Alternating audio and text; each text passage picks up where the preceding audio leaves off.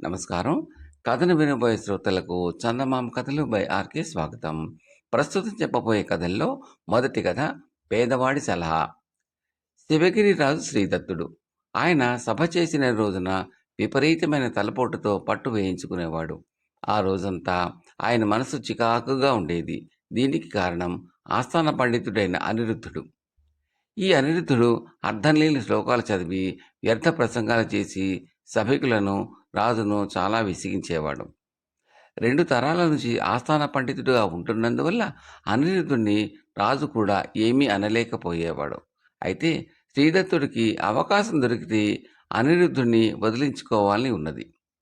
ఇలా ఉండగా ఒకనాడు పేరిశాస్త్రి అనే పేద బ్రాహ్మణుడు శ్రీదత్తుడి దర్శనం చేసుకుని, మహారాజా, అక్కడా ఇక్కడ పౌరోహిత్యం చేస్తూ బతుకు వెళ్ళబోచ్చే నాకు దేవుడు గంపెడు పిల్లలనిచ్చాడు.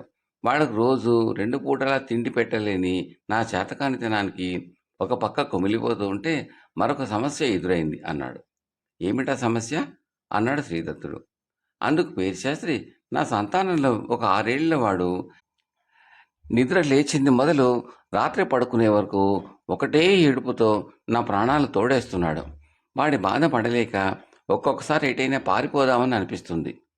ఏలిన వారు నన్ను ఈ బాధ నుంచి విముక్తిని చేయమని అర్థించడానికి వచ్చాను అన్నాడు. ఈ మాటలు విన్న శ్రీదత్తుడు, ఈ పిల్లవాడిని ఎలాగైనా అనిరుద్ధుడికి అంటగడితే పీడ విరగడవుతుందని ఆలోచించి, సరే వాడిని తీసుకురా, వాడు నా దగ్గర ఉన్నంత వరకు నీకు రోజుకు 10 వరహాలు ఇస్తాను అని చెప్పాడు. తన బాధ వదలడమే కాక రోజుకు 10 వరహాలు వస్తున్నందుకు పేరిశాస్త్రి సంతోషపడి ఆ మర్నాడే తన కొడుకును తెచ్చి శ్రీదత్తుడికి అప్పగించి వెళ్ళిపోయాడు. శ్రీదత్తుడు అనిరుద్ధుడిని పిలిపించి, మీరు నాకు ఒక సహాయం చేసి పెట్టాలి. దిక్కు మక్కువ లేని వీణ్ణి మీ ఇంట ఉంచుకుని పాండిత్యంలో మీ అంతవాణ్ణి చేసి నాకు చూపాలి అన్నాడు. అదెంత భాగ్యం రాజా, వీడు నా శిష్యరేఖంలో నన్ను మించిన పండితుడయ్యాడని మీరే అనేలా చేస్తాను చూడండి అని పేరిశాస్త్రి కొడుకును తీసుకుపోయాడు అనిరుద్ధుడు. ఆ మరుసటి రోజు పేరిశాస్త్రి కొడుకు నిద్ర లేస్తూనే పెద్దగా ఏడవడం ప్రారంభించాడు. ఎన్ని ప్రయత్నాలు చేసినా వాడిని సముదాయించడం అనిరుద్ధుడి వల్ల కాలేదు. ఆ రోజు వాడి ఏడుపుతో తల దిమ్మెక్కి ఆయన సభకు వెళ్ళలేకపోయాడు. అందువల్ల రాజుగారి సభ ఎంతో ఆనందంగా జరిగింది. 2వ రోజున పేరిశాస్త్రి కొడుకు ఏడుపుతో అనిరుద్ధుడికి బుర్ర పనిచేయక సభకు వెళ్లాలని అనిపించలేదు. ఇలా వారం తిరకముందే పేరిశాస్త్రి కొడుకు ఏడుపు తట్టుకోలేక మతి చెలించి ఎటో వెళ్ళిపోయాడు అనిరుద్ధుడు. ఇది జరిగిన కొన్నాళ్లకు శ్రీదత్తుడికి మరొక సమస్య ఎదురైంది. అదేమిటంటే, శివగిరికి ఎగువన ఉన్న సువిశాలమైన సుందరగిరి రాజ్యంలో ప్రతి ఏటా క్షాత్ర విద్యల్లో పోటీలు నిర్వహించబడేవి. ఆ పోటీలకు శ్రీదత్తుడి 2 కొడుకులకు ఆహ్వానం అందింది. శ్రీదత్తుడి కొడుకులు 2 ఆ పోటీలో పాల్గొని ఓడిపోయారు. అన్ని విద్యల్లోనూ ప్రథముడుగా సుందరగిరి యువరాజు ఎన్నికయ్యాడు. ఈ ఎన్నిక పక్షపాతంతో జరిగిందని, సుందరగిరిరాజు మోసగించాడని శ్రీదత్తుడి కొడుకులు ఆయనను నిందించారు. ఇది తెలిసిన సుందరగిరిరాజు మండిపడి శివగిరి మీద యుద్ధం ప్రకటించాడు. ఈ ప్రమాదం నుంచి ఎలా బయటపడటమా అని ఆలోచించసాగాడు శ్రీదత్తుడు.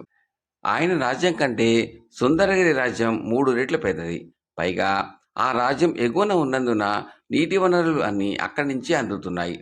అటువంటి రాజ్యంతో యుద్ధం అంటే తాను ఓడి అడవుల పాలు కావలసి వస్తుందని శ్రీదత్తుడికి తెలుసు. అందుచేత ఆయన రాజ్యంలోని ప్రముఖులను పిలిపించి ఈ జటిల సమస్యకు పరిష్కార మార్గం గురించి మంతనాలు జరపసాగాడు. ఈ సంగతి ఆ నోట విన్న పేరిశాస్త్రి రాజును దర్శించాడు. శ్రీదత్తుడు అతడితో, నీ సహాయం వల్ల 2 తరాల పీడ వదిలించుకున్నాను. ఇప్పుడు ఈ యుద్ధం సమస్య వచ్చి పడింది. ఈ సమస్యను కూడా నువ్వేమైనా పరిష్కరించగలవేమో చూడు అన్నాడు. మహారాజా, నాకు ఇదొక పెద్ద సమస్యగా తోచటం లేదు. గంపెడు పిల్లలతో వేగుతున్న నాకు సూక్ష్మంగా ఆలోచిస్తే ఇటువంటి సమస్యలు రోజూ ఎదురవుతూనే ఉన్నవి. వాటిని మరెవరి సాయము లేకుండా నేనే పరిష్కరించుకోగలుగుతున్నాను అన్నాడు పేరిశాస్త్రి. ఏ విధంగా అన్నాడు శ్రీదత్తుడు ఆత్రంగా. నా పిల్లలు తోటి పిల్లలతో ఆటలాడుతూ ఎవరో ఒకరిని కొట్టి రోజూ ఇంటి మీదకి తగవలు తెస్తూ ఉంటారు. నేను ఆవేశంతో ఆ వచ్చిన వాళ్ళ మీద తగవ పెట్టుకోకుండా లౌకికంగా వాళ్ళ చేతులు పట్టుకుని తగవులు లేకుండా చేస్తూ ఉంటాను. మీ సమస్య కూడా అలాంటిదే అన్నాడు పేరిశాస్త్రి. శ్రీదత్తుడికి అతని మాటల్లోని మర్మం బోధపడింది. అతను మర్నాడే సుందరగిరి వెళ్ళి ఆ రాజును స్వయంగా కలుసుకుని, నా పిల్లలు తెలియక తొందరపడినందుకు మిమ్మల్ని క్షమాపణ వేడుకుంటున్నాను. సోదర సమానులైన మీతో నాకు యుద్ధమా? మీరు యుద్ధానికంటూ వస్తే ప్రతిఘటించకుండా నా రాజ్యం మొత్తం మీకు ధారాదత్తం చేస్తాను అన్నాడు. ఇందుకు సుందరగిరిరాజు సంతోషించి యుద్ధ ప్రయత్నాలు విరమించుకున్నాడు. మరికొంత కాలం గడిచాక శ్రీదత్తుడు తన కొడుకులలో ఒకటి రాజ్యం అప్పగించి తాను విశ్రాంతి తీసుకోవాలని అనుకున్నాడు. అయితే కొడుకులిద్దరూ కవలలు కావడం చేత రాజ్యం ఎవరికివ్వాలి అన్న సమస్య ఎదురైంది. వాళ్ళు రాజ్యం నాదంటే నాది అని పోట్లాడుకోసాగారు. ఈ సమస్యను పరిష్కరించగలడేమో చూద్దామని శ్రీదత్తుడు పేరిశాస్త్రి కబురంపాడు. పేరిశాస్త్రి సంగతి విని, మహారాజా, రాజ్యం కోసం నీ కొడుకుల పోట్లాడ చూస్తూ ఉంటే మిఠాయి కోసం పోట్లాడుకునే నా పిల్లలు గుర్తొస్తున్నారు. ఎప్పుడైనా నేను ఒక మిఠాయి పొట్లను తీసుకెళ్తే నా గంపెడి పిల్లలు నాకంటే నాకు అని కొట్లాటకు దిగుతారు. అందువల్ల నేను ఆ పొట్లాన్ని రహస్యంగా ఇంట్లోకి తీసుకువెళ్ళి నా పిల్లలు ఎంతమందో అన్ని చిన్న చిన్న పొట్టాలు కట్టి అందరికీ పంచిపెడతాను అని చెప్పాడు. పేరిశాస్త్రి మిఠాయి పంపకంలోని అంతరార్థం వెంటనే గ్రహించాడు శ్రీదత్తుడు. ఆయన రాజ్యాన్ని 2 భాగాలు చేసి ఇద్దరు కొడుకులను రాజులుగా చేసి సమస్యను చాలా తేలిగ్గా పరిష్కరించాడు. ఇంత చక్కగా సమస్యకు పరిష్కార మార్గం చూపినందుకు శ్రీదత్తుడు పేరిశాస్త్రికి ఎన్నో విలువైన కానుకలిచ్చి అతడి పేదరికాన్ని రూపుమాపాడు. కథ సమాప్తం. 2వ కథ నరక భయం. సింహపురం అనే గ్రామంలో శివయ్య, కేశవయ్య అనే ఇద్దరు స్నేహితులు ఉండేవారు. వారు తమ చదువులు పూర్తి కాగానే అక్కడి సంత వీధిలో విడివిడిగా వర్తకం ప్రారంభించారు. కొన్నాళ్ళు గడిచాక ఒకరోజున వాళ్ళిద్దరూ కలుసుకున్నప్పుడు శివయ్య కేశవయ్యతో, మనం పెట్టుబడి పెట్టిన సొమ్ము ఏడాది తిరగకుండా రెట్టింపు చేయగలిగినప్పుడే మనం నిజమైన వ్యాపారులం. ఈనాడు ఊళ్ళో పెద్ద వ్యాపారులుగా చలామణి అవుతున్న వాళ్ళు అందరూ కూడా సరుకులు కల్తీ చేసో, తూకాల్లో మోసం చేసో, లేక రాజుగారికి న్యాయంగా చెల్లించాల్సిన పన్నుల్లో ఎగగొట్టో ధనార్జన చేసిన వాళ్లే కదా. తొందరగా మన దగ్గర డబ్బు పోగుపడాలంటే వాళ్లను అనుసరించడం కన్నా మరొక మంచి మార్గం లేదు అన్నాడు. ఈ మాటలకు కేశవయ్య నవ్వి, న్యాయబద్ధంగా వ్యాపారం చేసినా కూడా కొన్నాళ్ల తర్వాత పోగుపడవలసిన సొమ్ము మన దగ్గర పోగుపడక మానదు అన్నాడు. ఈ జవాబుకు శివయ్య విసుక్కుంటూ, ఈ న్యాయం అన్యాయం అన్న నియమాలు మనకే మనం కల్పించుకున్నవి. అన్యాయంగా ప్రవర్తిస్తే చనిపోయాక నరకానికి పోవలసి వస్తుందనే కదా నీ భయం. అసలు నరకమంటూ ఒకటి ఉన్నదో లేదో కానీ ఇలాంటి అర్థం లేని నమ్మకాలతో భయపడడం కన్నా మరొక నరకం ఉండదు అని గట్టిగా వాదించసాగాడు. కేశవయ్య శివయ్యతో అప్పటికి మరింత వాదం పెంచకుండా అంతటితో ఊరుకున్నాడు. ఇది జరిగిన కొన్నాళ్లకు స్నేహితులు ఇద్దరు ఒకరోజున సరుకులు కొనుగోలు చేసేటందుకు సమీపంలో ఉన్న పట్టణానికి వెళ్ళారు. అక్కడ ఎవరి పనుల్లో వాళ్ళు వర్తక వ్యాపారాలు జరిగే బజారులో తిరుగుతుండగా క్షణక్షణానికి ఎక్కువ అవుతున్న ఎండ తీవ్రత వల్ల శివయ్యకు విపరీతమైన అలసట ప్రారంభమై క్రమంగా కళ్ళు బయర్లు కమ్మడం మొదలైంది. శివయ్య అతి కష్టం మీద ఒక్కొక్క అడుగే వేస్తూ ఎక్కడైనా నీడపట్టు దొరుకుతుందేమోనని వెతుకుతూ ఉండగా హఠాత్తుగా వీధి మధ్యలో సొమ్మసిల్లి పడిపోయాడు. ఇది చూసి సమీపంలో ఉన్న దుకాణదారు కమ్మరి కోటయ్య గబగబా అక్కడికి వచ్చాడు. అతడు శివయ్యను 2 చేతుల మీద ఎత్తుకుని తన దుకాణంలోకి తీసుకుపోయి పడుకోబెట్టాడు. ఆ తర్వాత శివయ్యకు స్పృహ రావడం కోసం ముఖం మీద నీళ్లు చిలకరించాడు. కొంతసేపు అయ్యాక శివయ్యకు కాస్త స్పృహ వచ్చి కళ్ళు తెరిచాడు. అతడికి ఎదురుగా మసిబారిన నల్లటి ముఖంతో భయంకరంగా ఉన్న గుబురు మీసాలతో కమ్మరి కోటయ్య కనిపించాడు. ఆ పక్కనే కొలిమిలో కణకణ మండే బొగ్గుల మధ్య ఇనుప కమ్మి ఒకటి కాలుతున్నది.